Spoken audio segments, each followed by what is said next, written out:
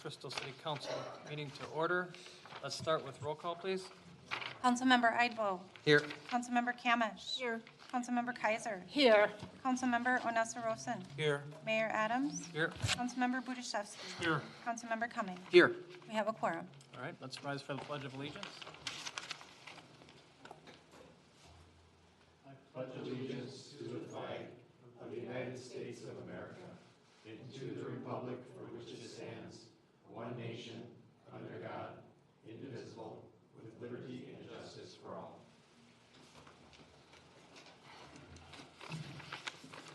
All right, we have an agenda before us. I'm looking for a motion to approve that agenda. Go ahead, John. So moved. Looking for a second. I'll Go ahead, second. please. Thank you. All members in favor, please say aye. Aye. Opposed, say nay. Motion approved. Agenda approved. Let's see. First is our consent agenda. I'll read that into the record at this time. Approval of the minutes from the following meeting, City Council meeting from May 2nd, 2023, work session from that same date. Approval of the list of license applications submitted by the city clerk to the City Council that is on file in her office.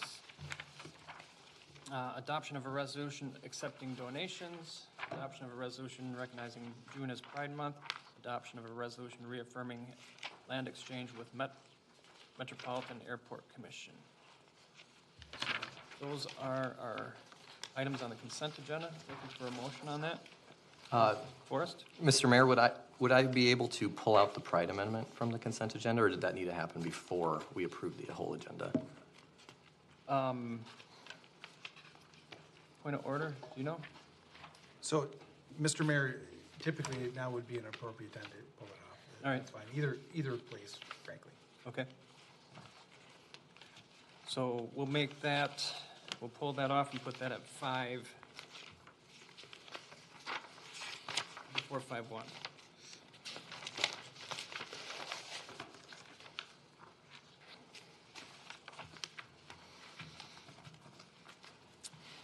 All right.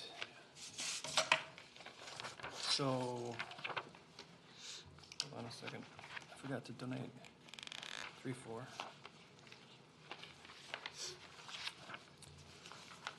right, so motion with it pulled, friendly amendment. Who made the motion? You did, okay, go ahead. And did we get a second? I'll second that. Do we need a second on that? No, this isn't for the, this is the approval. Oh, but this is the approval. Yeah, Okay. we don't need a motion for Okay, the poll. very good, thank you. So, Taji, second. All members in favor, please say aye. Aye. Opposed, say nay. Motion carries. All right. Next is open forum. Do we have anybody wishing to speak during open forum?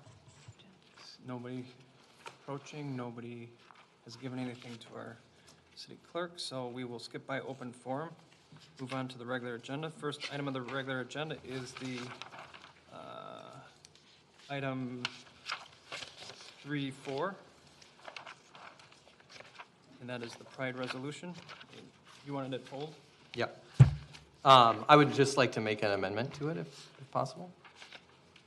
To the, Yes, I move to amend the resolution. how so? On the 4th whereas clause, I would like to add celebrate their important contributions to Crystal and then the semicolon.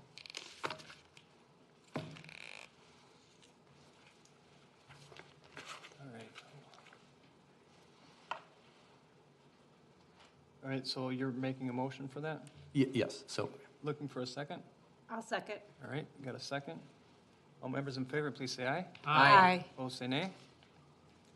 Okay, motion carries. I have a question. Yeah, Why aren't we reading the resolution recognizing June as Pride Month? you're welcome to go ahead. You'll allow me to read it? Sure. Oh, awesome. Thank you. First of all, this is a resolution recognizing June as Pride Month, whereas a priority of the Crystal City Council is to make Crystal a welcoming and inclusive community, and whereas all Crystal residents, regardless of age, gender identity, race, color, religion, marital status, national origin, sexual orientation, or physical challenges, have the right to feel safe, not to be discriminated against, and to live without the threat of harassment. And whereas the Crystal City Council is committed to making Crystal an inclusive and welcoming community for all, which includes Crystal's LGBTQ community. And whereas June is Pride Month to promote dignity and equal rights for the LGBTQ community and celebrate their important contributions. Whereas the Crystal City Council rules, section 2.2.8, provide the city council may use symbolic resolutions to make public statements on matters directly related to the business of the city. And whereas the Crystal City Council determines that making a public statement supporting the Crystal LGBTQ community by recognizing Pride Month is directly related to the city's efforts to be a more welcoming and an inclusive community. Now therefore be it resolved by the Crystal City Council that June 2023 is Pride Month in Crystal to recognize the contributions of our LGBTQ community, adopted this May 16th, 2023. Thank you. All right. Did you get the amendment in there? I did. Job. Yeah. All And right, now, Mr. Mayor, there needs to be a motion to adopt it. of course. Okay, thank you. So moved. All right, Make a motion to adopt the resolution as read by Councilmember Budiševsky. yep, and then John, you want to I second? second that motion. All right. All members in favor, please say aye. Aye. Opposed, say nay. Motion carries. Next is the disbursements of $25,000 or greater. I'll read those into the record at this point. Health Partners, Inc., May Health Insurance Premiums, $124,067. Construction Systems for the Police Building, $28,262. Golden Valley Joint Water Commission for the water charges in March, $161,205. Logis for monthly applications supporting and hosting for $40,516. MinPara for employee and city required contributions for pay date 4/28/23 for $67,042. IRS electronic payments for federal and FICA withholdings for pay date 4/28 for $64,591. Total disbursements of $25,000 or greater is $485,686.11. Questions on any one of these items from the council? Seeing none, looking for a motion. Therese? I'll make a motion to approve the expenses over 25,000. Okay, thank you. Second, go ahead, David. I will second that. All right, all members in favor, please say aye. Aye. Opposed, say nay. Motion carries.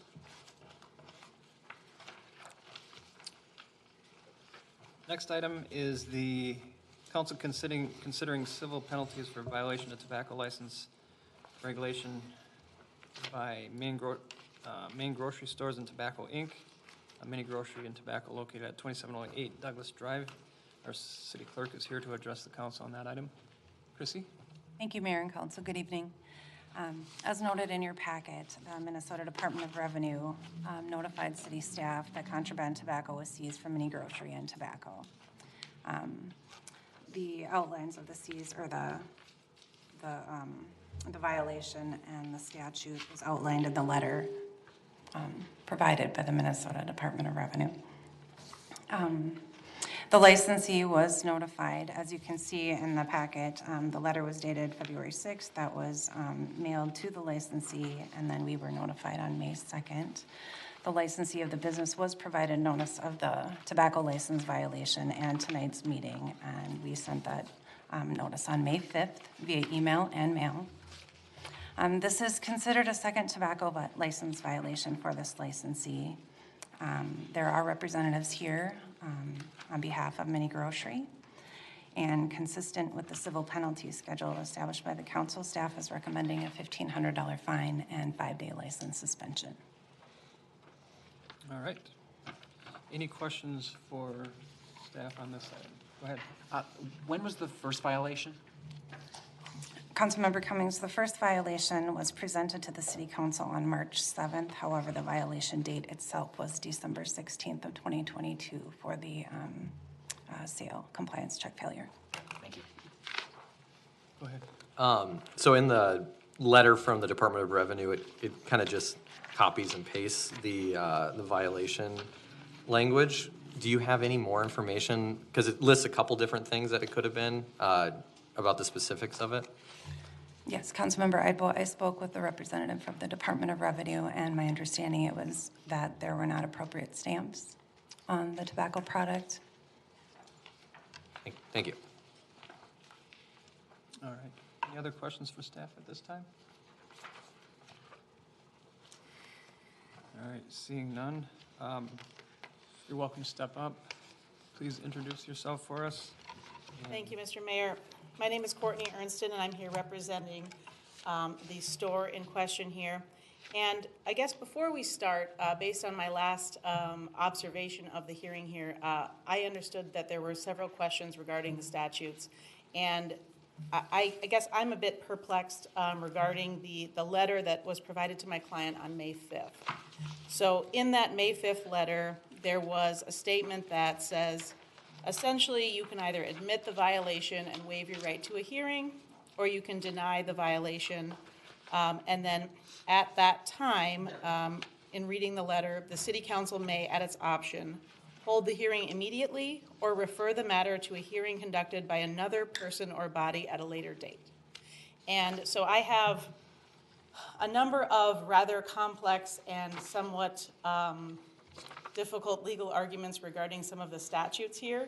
And so prior to me really just kind of jumping in that, I guess I would like to put to the city council, I don't want to stand here in front of you and either admit or deny the charges. I guess I would like to, A, provide some context, and B, ask some questions of the council.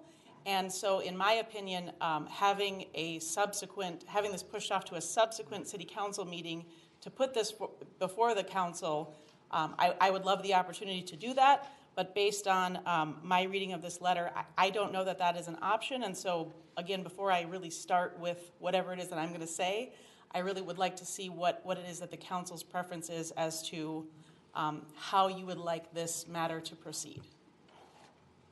So I'll talk to Troy at the moment. And Mr. Mayor, if you'd like us to step out for a moment, No, we're you're happy fine. to do that. You're fine. There's this public meeting. Oh, yeah. The question I have, based on her statements, Courtney's statements, it's your option. It's their option whether they want to have a hearing. Isn't that correct? Correct, Mr. Mayor, and for some of the newer council members that haven't been through this process, you really do conduct a hearing every time. You give them at least an opportunity to be heard, and so they stand up, they waive formal hearing, but they speak, and you have an opportunity to ask them questions, and they have an opportunity to present their information that then, obviously, then you make your decision. So what's being talked about in the letter is a request for a more formal hearing process, and if you want to request that, you certainly can. Otherwise, frankly, this is an opportunity for you to be heard. So if you have arguments to be made, you certainly can make them now. And then I would recommend if the council feels it needs additional information before deciding on this, you certainly could continue it to a future meeting. But at this point, unless the representative for the licensee demands a formal hearing before an administrative hearing officer or something like that, then they can do that. Otherwise, I suggest you proceed, Mr. Mayor. Thank you, Troy.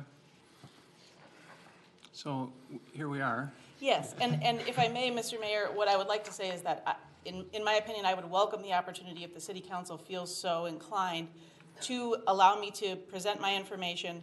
And, you know, if you feel that there is a need to continue this, I would love for the council to look into some of the information that's provided, because quite frankly, on my behalf, I'm a little unsure as to some of the differences in where things stand as it relates to the city, the code with the city, and then how that comports with the statute.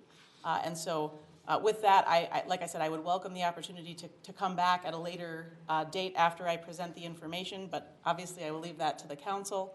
And so with that, Mr. Mayor, if you're okay, I'd like to kind of present a little bit of the background information and where I believe there's a bit of ambiguity or confusion within the statutes and the law. Yeah, why don't you go ahead? Thank you. And if I call you Your Honor, I just want to apologize. Yeah, right. That's what I'm used to doing. Okay, so first and foremost, I do want to point out that I know that the mini grocery has been before the city council not that long ago. I do want to make it very clear that these are two extremely different reasons that the council's here. I also want to make it clear that since we were here the last time regarding the underage sale, which was prior to the February 6th date that this tax stamp issue occurred, my client has had a number of compliance checks which he has successfully passed based on the additional security and implementation of the computer systems and checks and balances that he's placed at the store. So I wanted to make that clear that we've got the underage sale, which we all agree is a very serious issue and my client has taken very seriously. And in this case, based on the, based on the Crystal City Code 1105.13 Subdivision 2, the City of Crystal has combined both the underage sale of tobacco with the tax stamp issue, which is Minnesota Statute 297F. And where I get into a little bit of the confusion is that when we look at Subdivision 2, it talks about imposing the penalties under the Crystal City Code Appendix 4, which talks about the first, second, third violation based on both individuals and based on the licensee. And so I will say that this was the first, after seeing the meeting minutes, this was the first that we were notified that there was an attempt to make this a second violation. So we were unsure of that based on the letter that was submitted on May 5th to my client, whether this was going to be perceived to be a second violation or whether this was perceived to be a first violation, given the fact that A, this is an entirely separate issue than the underage sale of tobacco, and given that this is not in an ordinary situation that the tax stamps and the underage sale are not usually combined into one matter. And so having the second violation being one of one and one of the other is not something that we were A, aware of, or B, in reading through the codes, those two are not typically linked together. And so that was one of the reasons that in reading through the meeting minutes just a few minutes before this meeting started, that was the first that we were notified that the city was, the recommendation was to have a second violation.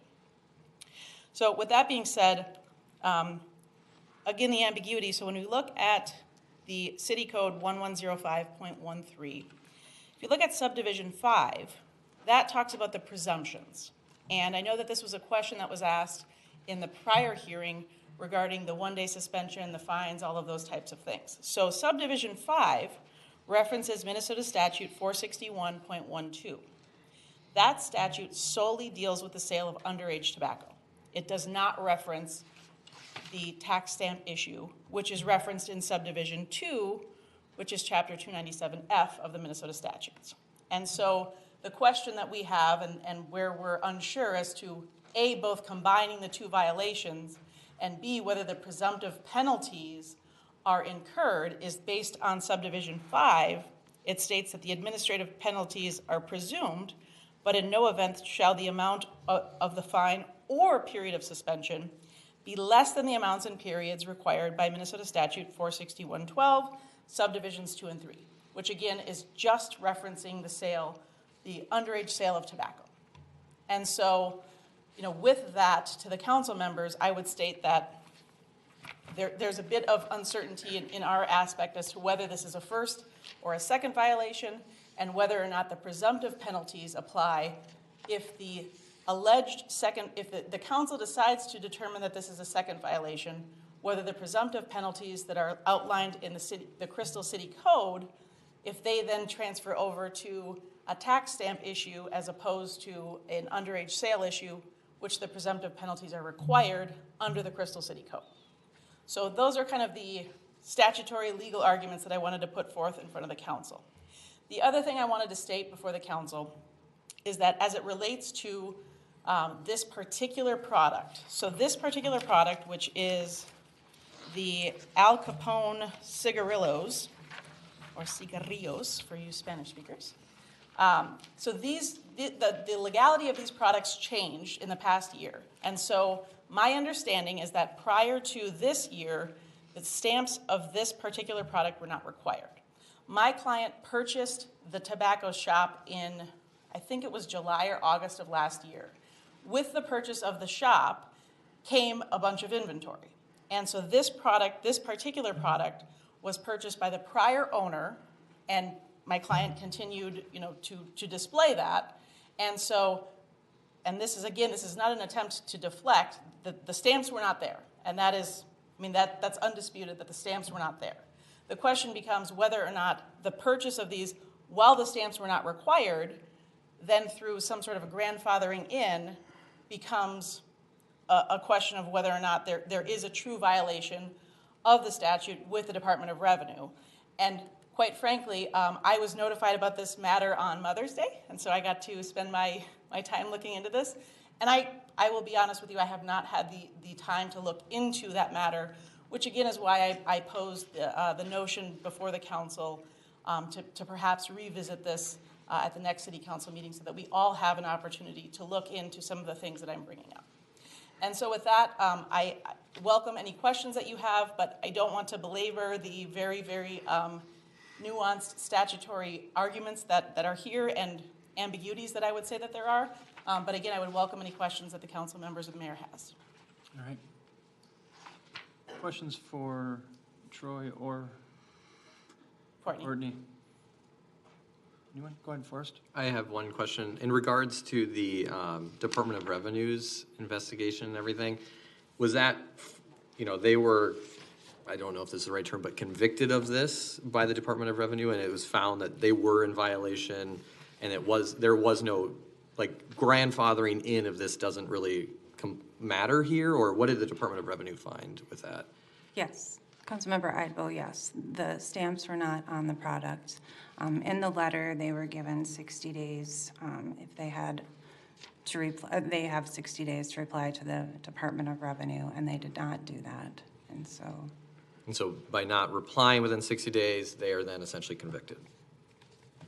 I don't know if that's the right word, but I'm not a lawyer. They're in I don't know violation. on TV. Yes, Yeah, okay. and what I would say that to Councilmember Idebo is that my client did not dispute that the stamps were not there. That was not in dispute. In this particular matter, so rather than challenging the seizure, so under the Department of Revenue, you have 60 days to challenge the seizure of the product. We did not challenge the seizure of the product because the product did not have the stamps. And so the decision to not question the seizure is a, I guess, de facto admission, which again, as I stand here today, will tell you that they did not have those stamps. And so that it's not necessarily that my client disputes that the Department of Revenue was incorrect. It's just a matter of whether the product being purchased some time ago is grandfathered in, and then how that relates to a first or second violation under the statute.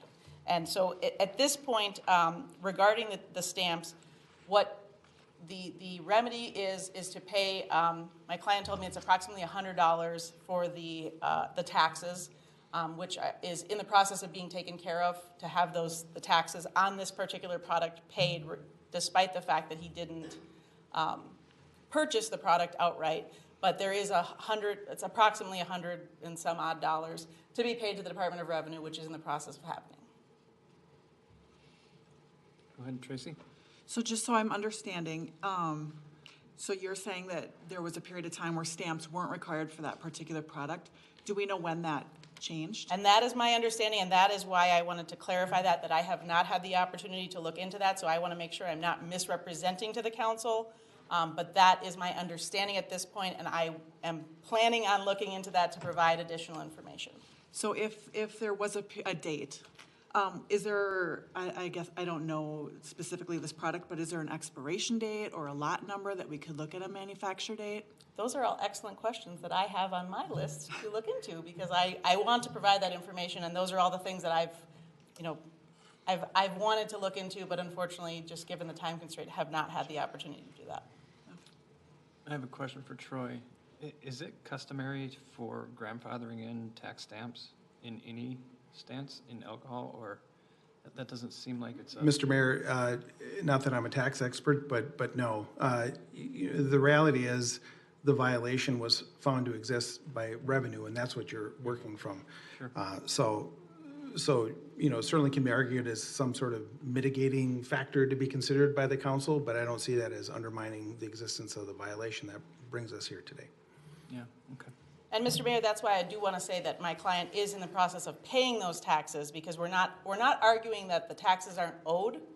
It's just a matter of whether, at the time that the business was acquired, whether there was knowledge, the understanding of what needed to occur. And so I just want to be clear here that we're not disputing that at this moment in time, Department of Revenue has made its determination, and we're not trying to argue that the Department of Revenue is incorrect. It's just a matter of whether or not, when the purchase occurred, whether that should have been known, or it's something that my client should have been aware of. Okay, thank you. Question. Go ahead, Tracy. This is for Chrissy, if she happens to know. Do we know if the previous owner had any violations on tax stamps? Councilmember Camish, to my recollection, I would have to double check, but I believe there were no violations to the previous owner.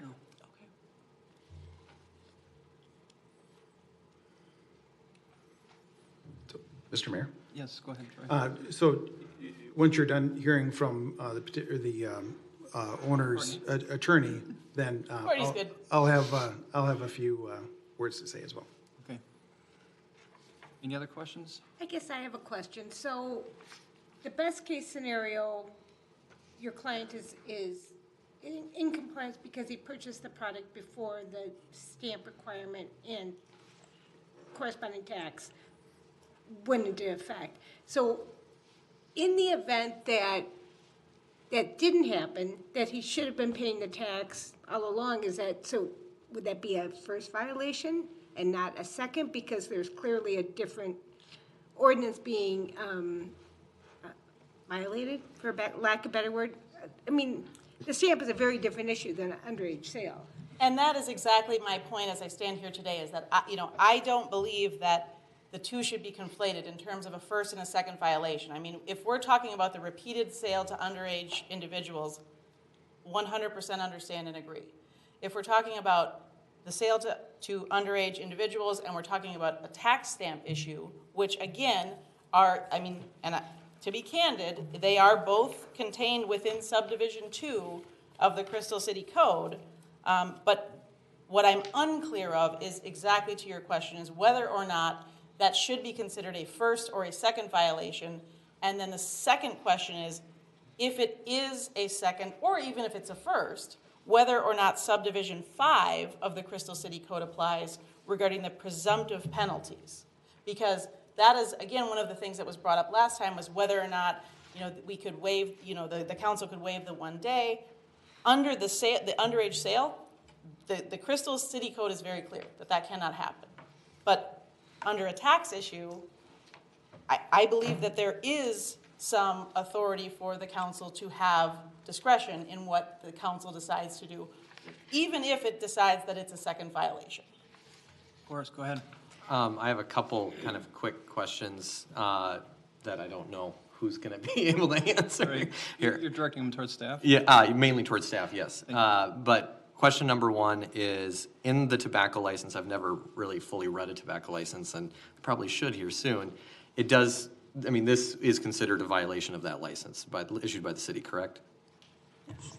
Yeah. Yeah, okay, and then after that, I do remember, I think last year at some point, before I was on the council, but when I was listening to every council meeting, I think it was Adair Liquor had a violation that was more administrative in fashion about some of their other businesses having alcohol transferred. It had nothing to do with underage compliance, but it was still brought before the council, and the council still, gave them a fine because of that. Is that correct?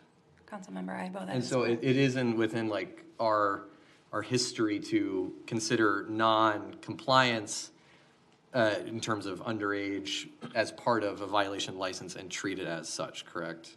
That's been That's correct. And so in my mind, I really just view us using Minnesota State, I'm not a lawyer, I just want to clear that up, but in my mind, I view Minnesota State Statutes Section 461.2 as just a way of saying, like, we're using that fee table because it exists, not because of necessarily what it's going against. And I think that, in my mind, that makes sense. We're using something out there, it's a fee table that's out there, and we're using that regardless of, it being in that section of law. It exists in state law, and we're kind of borrowing it, if you so will. And so that's and I don't think there's anything wrong with that. I've seen that in many other cases where it's, oh, well, this fee table exists for this type of violation, or straight up fees. We're gonna borrow that because people are used to that in the context. So that's just, thank you, and that's my ideas and my questions. Thank you very much. Point of clarification, on that case you referenced, that one was considered a second violation. I don't know if you ever stated that for us. Yes, yeah, thank you. Troy, you have some comments. Sure, Mr. Mayor. So as far as the points that are raised, first of all, it's absolutely clear in the code that a violation is had if you sell under 21 or commit a violation of Minnesota statutes 297F, which is the case here. So while they talk about two different types of violations, they're still considered a license violation. Right. So there is no distinguishing between them for the purposes of your code. And I want to make it clear that Minnesota Statutes 461.19 gives the city, all cities, the authority to be stricter than the state law when it comes to penalizing for tobacco violations. That's why when you get to subdivision 5 that was referenced, and the reference to the minimum penalties in 461.12, that language is there purely to say you have discretion, but your discretion stops at the minimums that are required under that statute. Yes, that only applies to the under 21 sale, likely, but that doesn't mean that therefore that somehow undermines imposing a penalty for the tax violation. So you have discretion here. We all just discussed that, how you have discretion both with under 21 sales as well as a violation of 297F. So there's no one here saying that you don't have discretion, as you know, but absolutely this is a second violation. In my legal opinion, there's no distinction there, so to be made. So this is absolutely a second violation. The presumptive penalties apply, but you have some discretion there. All right.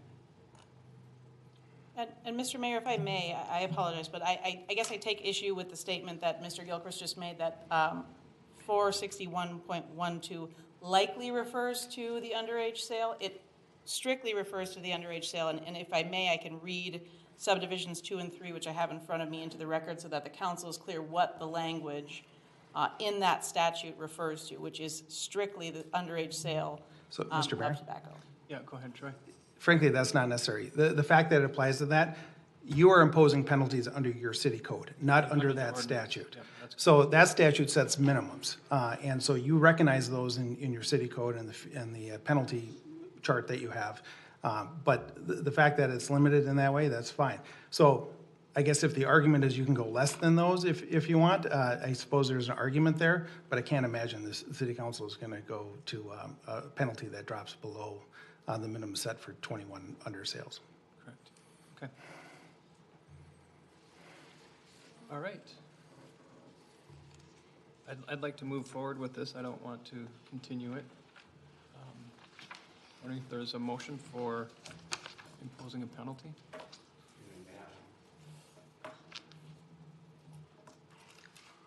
You can make that motion. What? Yep. Troy? So, Mr. Mayor, may I suggest that you just make sure that any public input from the business or their representative is concluded, and then close that off and then bring it back, and then you have your discussion. Thank you. Motion. Go ahead.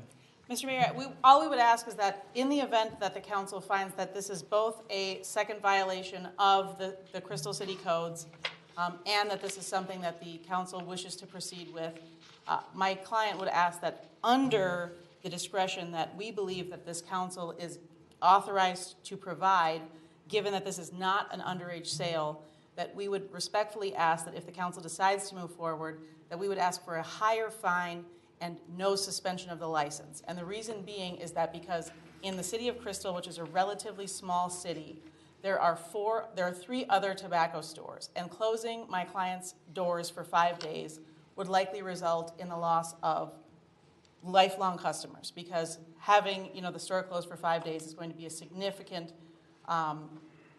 burden for the people that are patrons there. And so to the extent that the council wishes to exercise the discretion, we would ask for a higher fine and no suspension of the actual closing of the business. All right, thank you. Thank you, Mr. Mayor. We good? Yep, all right. So we'll close down that, that conversation then. John, you had a motion? Yep, I make a motion that based on the staff report, including the findings contained therein, and other information presented regarding this matter, that a penalty of $1,500 and a 5-day license suspension be imposed in this case. Okay, looking for a second. Seeing no second, Second. all right, we have a second. All members in favor, please say aye. Aye. Aye. Opposed, say nay. Nay. Roll call vote, please. Councilmember Cummings. Nay. Councilmember Eidbo. Yay. Councilmember Camish. Nay. Councilmember Kaiser. Nay. Councilmember Onessa-Rosen. Aye. Mayor Adams. Nay. Councilmember Budaszewski. Aye. Motion fails. Is there anyone willing to do a second motion? I am. Therese? I will make a motion that we impose a $2,000 fine and no suspension of business. All right, looking for a second on that. David? Actually, I just have comments. Comments? Should we, after that? Let's see if we have a second. We have a second? Is that chart state city code? We do not have a second. Wait, Motion fails. Let's have some conversation before the next motion. Mr. Mayor, if I can jump in, just to be clear, the second violation, according to your chart that you've established as part of your fee schedule, you have a range of financial penalty of between $600 and $1,500, and a license suspension of, says 5 days, so presumably up to 5 days. Sure. And Go ahead. you, in this case, you would not go below the 1-day suspension. I mean, it's a second violation, clearly, so you would not waive that in any case. So, I mean, I can understand that, you feel that, that you don't want to oppose any type of license suspension, but don't water down the second violation so it's less than the first violation. I mean, Okay. Did you have a comment? Yeah, I was just gonna say, I would be in favor of the $1,500 fine, but I would say 3-day suspension. make a motion. I'm just willing to take some conversation at this point, so we're not gonna just motion. Let's see if we can get a little bit of agreement before we. I guess the only thing that's hanging me up is not knowing, was there a period of time where there wasn't a requirement of this tax stamp? And when, if that's true, and then it all of a sudden became code or whatever to have the tax stamp, when did that happen? Because if we can know for sure that he got the, or if we can come to a conclusion that he likely maybe got this product from a sale, which was just last year, I mean, how would, Right. do you know what I'm saying? I understand what you're saying. I would disagree with that, however, just because it's the responsibility of any alcohol or tobacco to have those stamps. If they don't have those stamps, they should not be for sale. But even if it was purchased before the tax stamp requirement? Yeah, that's how I feel. Okay. Go ahead, Forrest. Yeah, and I'd also like to point out that, obviously not a tax lawyer, but, Troy said that that's very unlikely that actually is the case. And also, in my mind, we kind of have to go off of what Department of Revenue came down on because they are the experts in this. And then I have one quick question for either Troy or Chrissy. When the last time that there Has there been a recent or in your memory, a time where there was a second violation or a third violation that was more administrative in fashion on a tobacco licensee versus just straight compliance? And what did we do then, if you can remember? I can't remember. Okay, thank you. Not in tobacco, it wasn't. We had It was that in liquor. alcohol. There was the, yeah. Yeah. Go ahead, John. Well, I want to point out, we had the case where the new owner thought that when he bought the business, that the license transferred over to him. And that was a situation where he got himself in trouble where he was basically selling product to the public without a license, and it was, caused a Yeah. huge catastrophe, and was, basically forced his business to be shut for quite a while, 30 days if I recall, so. I would say the more probably applicable one would be the alcohol that was transferred over state lines. That's true, yeah. Different tax structure, but, so. Do you remember what we did? That, or- Yeah, it was a second violation. Okay, and we went to the max, I like, don't recall if we were maxed. I'm We pretty did? sure it We was. did do the max. okay, thank you. Yes, I can find it. All right, go ahead. Yeah, I guess I'm not sure why we're discussing the number of days and why we would change that.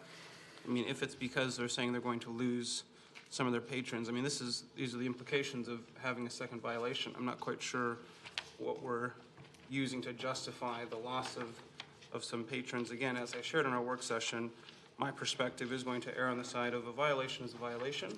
I think these owners should be held to very high expectations to ensure that what they're selling is legal and correct. And so I guess I have issue with kind of changing the days because that's going to hurt the business. That is the intent of administering a penalty. So if we do want to go that direction, I would like to have more discussion and more rationale for why we would do that. So to answer your question, the reason we're discussing it is because the maximum amount failed via motion. Now, in terms of rationale, yeah, we can have that conversation. But go ahead, Forrest. Yeah, I don't think I quite fully completed the loop on my last thought, but I'd be very uncomfortable if we didn't do the maximum on this, considering we did do the maximum on the last time we had an administrative second violation of a license within the city, so. So we have had other second violations that weren't maxed out. We're just talking specifically about it in that particular administrative. Was that the last one we did, or, sorry to put everyone on the spot. One moment, please. Okay. To clarify, are you referring to tobacco or alcohol? Because I believe the one that you're referring to It was is the alcohol, alcohol. yeah, since that's tobacco. probably the closest, yeah. Let me see.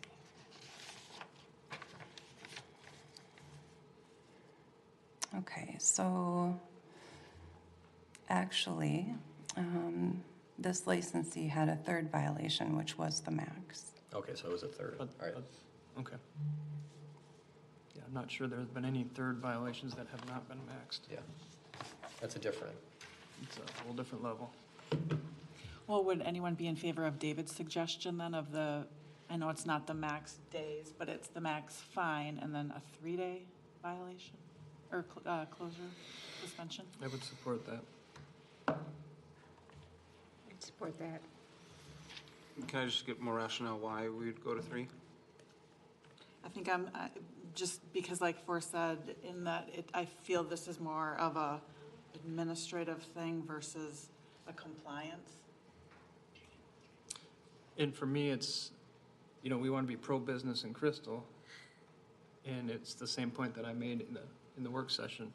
I don't want to be putting people out of business unless there's if it gets a third violation, that's a completely different story. That's total disregard for what our policies are, and so that's why I land here.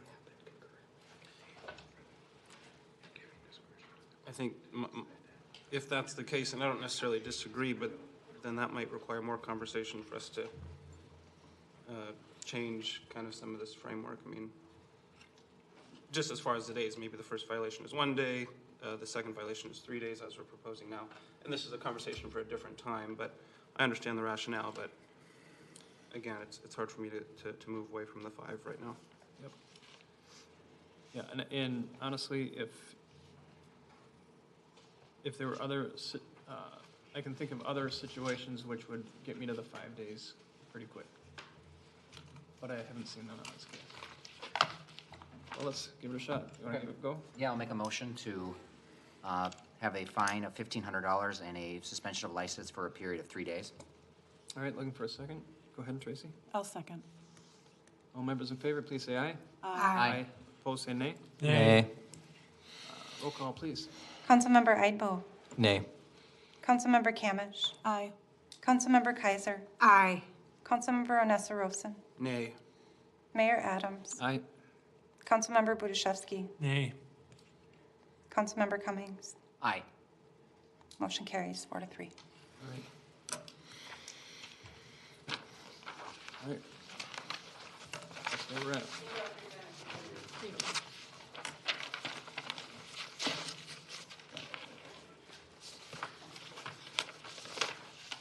All right.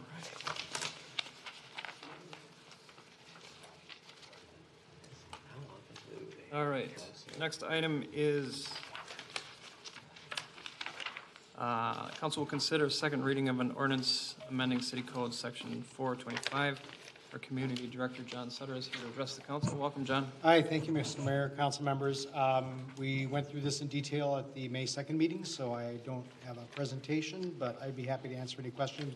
And we do have the staff report and the ordinance on the screen if you need to see it. Thank you. All right, any questions?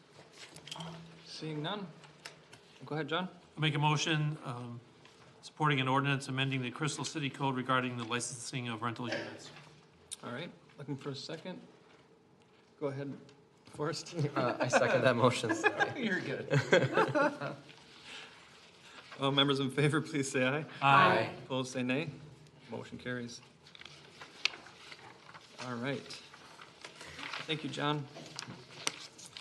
Next, we have a resolution considering agreement with Logis for geographic information system support. Mark, welcome. Good evening, council members. Apparently I can't walk and chew gum at the same time. Sorry about that. What's crazy being preparing for this is it's kind of a surreal moment because the items that you've had before you have literally been in the works for years before coming to this point tonight. And so you're gonna see a little more information to provide some of that context with how we got here. So these presentations are just slightly longer than normal, so I want to tee that up. So GIS stands for Geographic Information Systems. Basically, we're using maps to display information, primarily utility information, and then links to other information. So for our staff, it's just a quick way to be out in the field and have information at their fingertips for locating, for pulling up information, for tracking maintenance, a lot of the core stuff that we do. So to give you a snapshot, here's what our current system looks like. As far as staff in the field, what you see on here, the yellow are storm pipes, blue is water, pink is irrigation, green is sanitary sewer, red are the little hydrants, we have gate valves. So you can see it very quickly provides you with kind of situational awareness.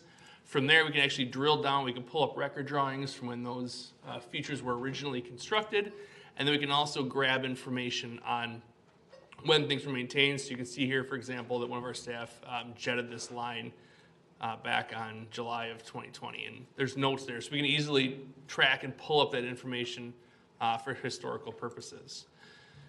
The problem is that our current vendor is going to a cellular-only cloud-based version, where right now the information lives on tablets, not smartphones, but it's stored locally, because if something were to go down and we had no service, it would just be a paperweight, and that's not something we can handle with the information we're working with. So we've been working with them for a long time to see if they have this kind of off-network based thing, and they've said no, basically. So we've been looking for another option, working with them for about 2 years, and it's finally come to the head where it's like, yeah, we're not doing that, we need to move in a different direction. Also, we've had a recent retirement of our GIS staff, and we have a new person starting next Monday. We're really excited about where we'll be able to take our GIS stuff in terms of information for the public. So there's a lot of potential there. So kind of with those two main things in the background, we reached out and looked into a number of vendors, and really Logis was kind of the best one that meets the needs. First and foremost, it'll help us develop systems where we can still work offline if needed. So if cell towers go down, if you're in an area with no service, we still have that information at our fingertips. Logis has a hard backup of the data, so it's not stored in the cloud, who knows where. If things go bad, we still have a physical copy relatively close, and then there's backup there. It also integrates with some other city databases because it's within the Logis framework. And then with Logis, they provide some staff support if needed. Right now, we actually don't have anybody because we're in this gap of where we had a retirement and we haven't filled the position yet. And so we realized the importance of having some redundancy in staffing there is an important service. For me, this is a photo of Joplin, but just to provide context of how I approach this is, if you look at the situation, they have no cell, they have no reference points. And so if this were to happen to Crystal, we still need to do our job to help support emergency response and recovery. And so what tools are we gonna have our staff so that when that day, if it were to happen, we are as prepared as possible to respond to meet the needs and support other emergency responders. So with that, the cost for 2023 would be $55,000. 2024 is $68,000. The funding comes exactly the way we currently do our system, so it's split between water, wastewater, and storm, 40-40-20. We did look at other vendors. They're only cloud-based. The data backups are also cloud-based, who knows where. It doesn't integrate with some of the other databases we have, and then obviously staff support is not the same as Logis being just down the street. So the item before you is a motion to approve the resolution authorizing the professional services contract with Logis for GIS support. All right, thank you, Mark. Questions for Mark? Go ahead, Forrest. Could you talk a little bit more about how Logis's backup is different than perhaps another vendor? Because it's still on servers in their building, and then it's in the cloud, and that's how we take it down? Or So, like, could you talk about how it's different? So it's different because they literally have physical servers at their Logis facility that have the data. It's not just farmed out. Like if you were to go with Esri Online, for example, they have servers. They're probably Amazon servers, quite frankly. But where those are physically located, we have no idea. And so if things were to go down, we could theoretically drive down there to grab some hard copies of data if we had to restore, or they have another physical backup at another Logis location. Do they have a more redundancy beyond just their servers in Golden Valley? Or Yep. do they, okay. Yep, so then they have layers on top of it. Okay, because that was my concern. I was like, if Yeah. a lot of this is based off of a catastrophic tornado, and Golden Valley's just down the road. Yeah, so the first thing, right, is the tablets can work offline. So that's our first layer of defense, let's call it. Then there's the physical hard copy at the Logis servers. And then there's another physical hard copy at another Logis facility here in the metro, I'm not sure where. I think then they might actually have a third on a remote backup somewhere else. So that was kind of how we, And couple layers of safety blankets. So what Logis is providing is the backup, any kind of technical support with accessing the backup, and then what else? And then they have some programs that they're like, so Logis Map is a product they have more for staff use. And then one of the areas we're going to try to really expand is the use of story maps, which is what it sounds, right? You try to use maps to provide information. So one example I use right now, if you're ever curious like where your property corners are and stuff, we have that on our network. But to find it is like 100 clicks, and you have to know the name of your plat, which to find that is in a different database. Whereas theoretically what we could do is you could have a map of the city, you could click on your property, and you could eventually see, oh, there's the plat map for your property, and make that quicker and easier for residents to get to. I guess That's just one of the thoughts I had. part of my kind of concern, because I read through this and I do a little bit of GIS work myself, as like Story Map, the Esri Experience, Esri ArcGIS Online, those are all Esri products. Correct. So what is Logis? So we get group discount on the licensing. Okay. And then with the staff support, so the intent is to use our staff, one person, as much as possible to develop those products.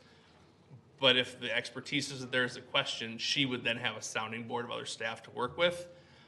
They've also developed some products where it links to, so PIMS is a system we use for permitting, and this is like way more in the weeds than you all want, but unfortunately it's a good example. So our permitting system uses PIMS. Logis has a product that allows for mapping of that. So that's the tie back to some of the other products that Logis already uses and the way we'd be able to more easily access information. Okay. To be quite frank, it felt like from first blush from some other GIS contracts as I've seen, and the biz this seemed a little high for what we're getting. What other, so you said you contacted some other companies. Is low just kind of the standard for other cities, or kind of? So they have a number of cities that are Logis. So Robbinsdale, Brooklyn Center are the nearest ones to us that use them, and they have varying levels of service. So our intent is to be basically their bare minimum, which provides the backup, access to tools they've already developed, and some of that staff support if needed. Okay. Yeah. In terms of the other vendors, we didn't quite frankly get to the money conversation because that cloud-based thing was just this hill I could not get over, because if that bad day happens, this cannot be a paperweight. Yeah. For me, it just seems like $60,000 just for that value added seemed a little bit much.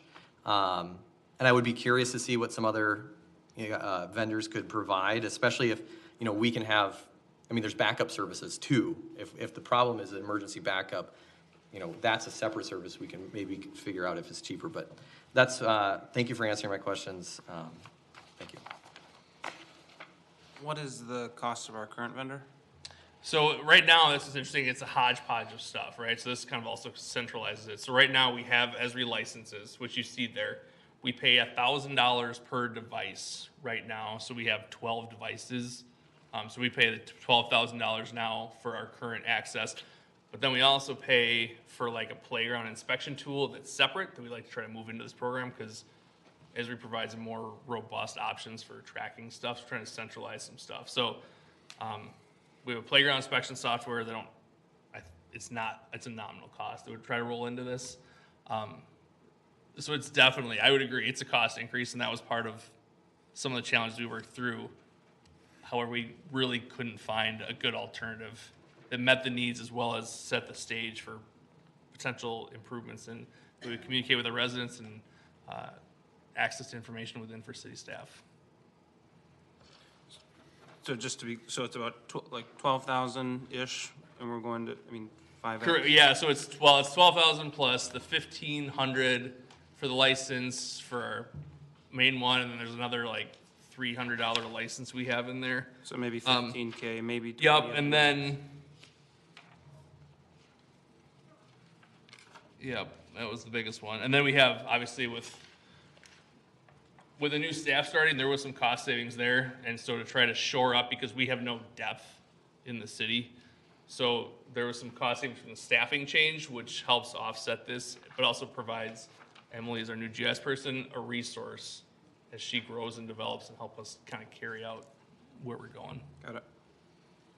Yeah, because where Esri's going with their product lineup, Survey 1, 2, 3 would be. That's where we're headed. Yeah, so that's what's nested in. And that's all in the license. Logis doesn't provide that. They provide the kind of it's very difficult for me to say, all right, so we're going to spend $10,000 on Esri licenses, which provide 99% of what the value is, especially if we are hiring a new GIS person that's going to likely be really well versed in the new ArcGIS Pro stuff. Yep.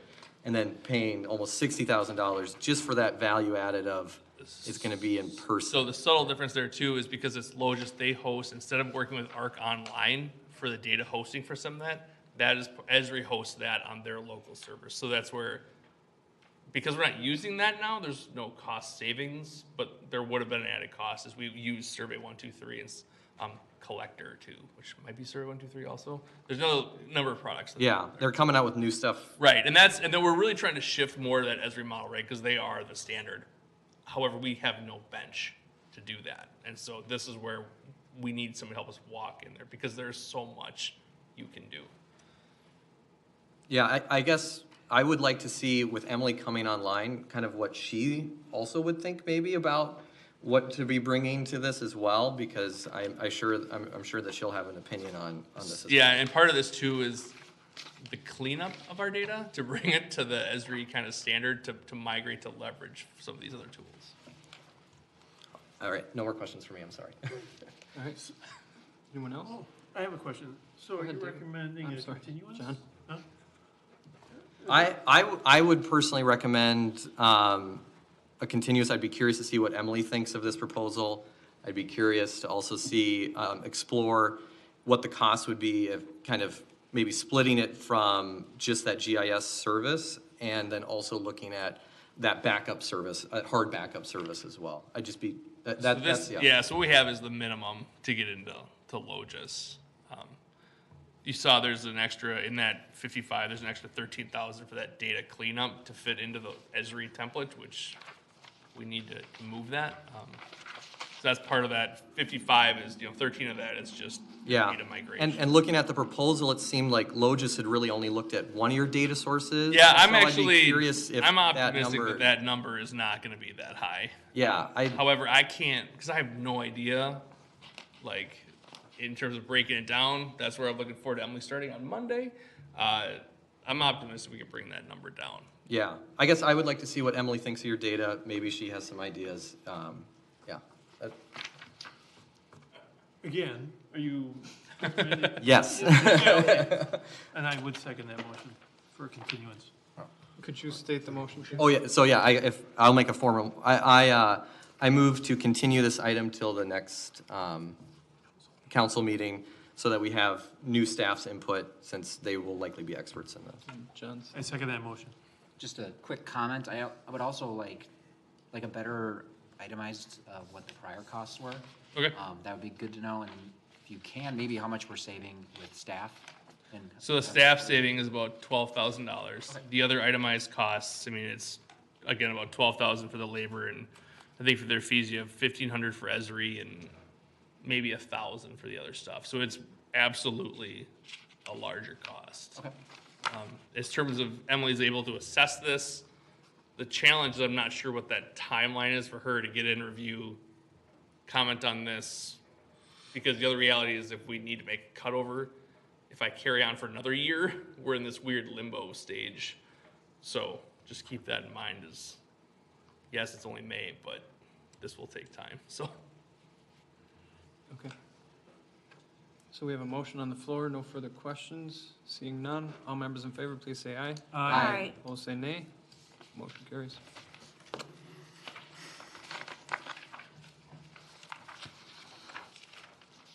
All right, Mark, you're here for Stormwater. stormwater.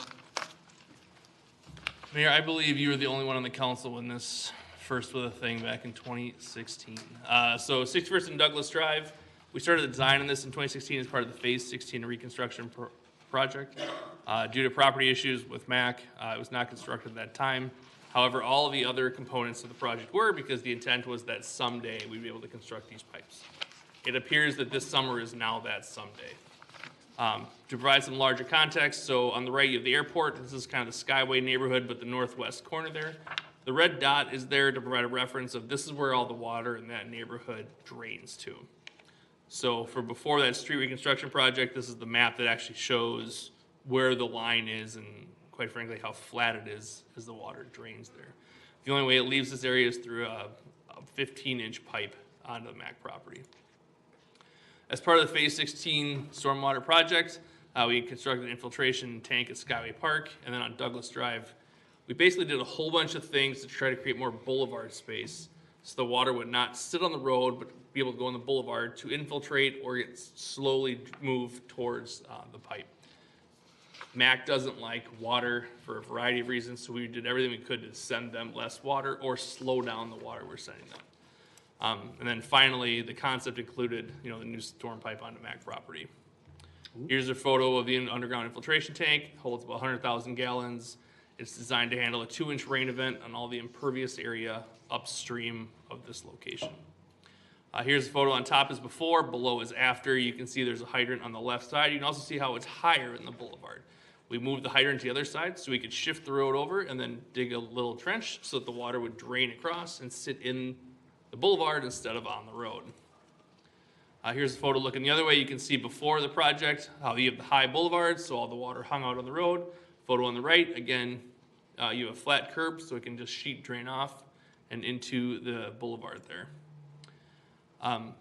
What is proposed now is actually the 2 pipes onto MAC property, which would allow for the water, instead of flowing by 2 hangars, it would flow from that new low area we constructed into more of an open area on MAC property. So here's what that looks like. On the bottom there, you can see where it says 15-inch RCP, that's the existing pipe.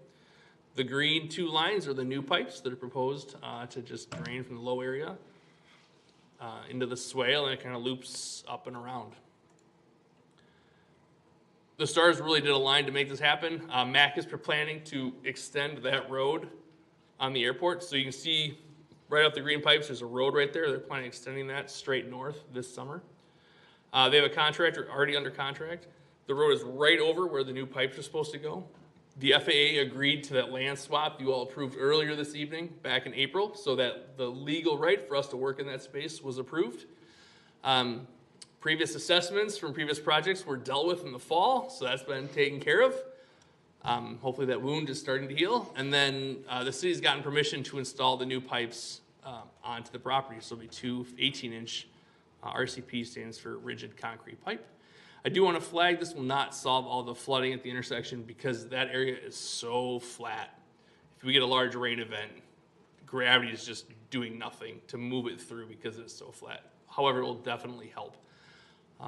We got a quote from the contractor doing the MAC road to do this. Minger is the contractor. You may recall they're the ones that did the Bass Lake Road pipe rehab project, and then also we're a subcontractor on some other projects we've had over the years. So this provides the overall context. The pink is the easement area you kind of touched on earlier. The green are the new pipes. Obviously, they're going to be extended a little further because of that road going to the north. The cost is $43,000. Again, they're already under contract for the work. Minker has all the permits to do all the work on the airport side. We only got one quote from them due to the complexity in working on airport property, and quite frankly, the time this came to life about 3 weeks ago, to give you an idea of the time, how quickly this became an option and we moved on it. Obviously, it's in the city's best interest to get that pipe installed in the ground before a brand new road is built right over the top. Funding, we have $50,000 in the long-term plan for rate control projects. This is absolutely one of them, so it's a little bit under budget. So with that, the council being asked, motion to authorize the contract for the 2023 stormwater project. With that, are there any questions? Any questions? Seeing none. John, go ahead. Make a motion authorizing a contract for the 2023 stormwater project. All right, thank you. Go ahead, David. I'll second. All members in favor, please say aye. Aye. Opposed, say nay. Motion carries. All right. That's kind of nice. Thanks, Mark. We have talked about this intersection quite a bit. So, Yeah. Yeah, I remember as soon as the street reconstruction was done, there was an expectation that everything was solved, and it just wasn't. So that was kind of a prickly point for quite some time. All right, we do have some announcements. Crystal Spring Jam Pickleball Tournament is Saturday, May 20th at Becker Park. Check-in begins at 8 a.m. Friends of Crystal Park Plant Sale will be at the park too, same date, this Saturday, 9 a.m. You can go to friendsofcrystalparks.org for more information on that one. City offices will be closed May 29th in observation of Memorial Day holiday. To accommodate Crystal residents participating in No Mow May, which provides habitat nutrition for early season pollinators, the city waits until June 1st to begin long grass enforcement. Next city council meeting is Tuesday, June 6th at 7 p.m. in the council chambers at City Hall. Crystal City-wide garage sale is Thursday, June 1st through Saturday, June 3rd from 9 a.m. to 5 p.m. Crystal residents interested in participating can register their home. Sales must be registered by May 21st to be included. And that's 5 more days, so make sure you get on it if you're thinking about it. That will put you on the garage sale map. Crystal Airport open house is Sunday, June 11th from 8 a.m. to 3 p.m. at Crystal Airport. Crystal Charter Commission and Parks and Rec Commission both have openings. As a reminder, residents interested in serving on any of these, they can inquire at City Hall. I think you can inquire online as well on our website. Crystal meetings and work sessions are open to the public. Current and previous meetings are available for listening and viewing at crystalmn.gov. That is the announcements that I have before me. Are there any others that council may have? All right. John has one. Wait, No, John doesn't. John, go ahead. Make a motion to adjourn? Okay, looking for a second? I'll second that. All right, all members in favor, please say aye. Aye. Opposed, nay. Motion carried. We are adjourned.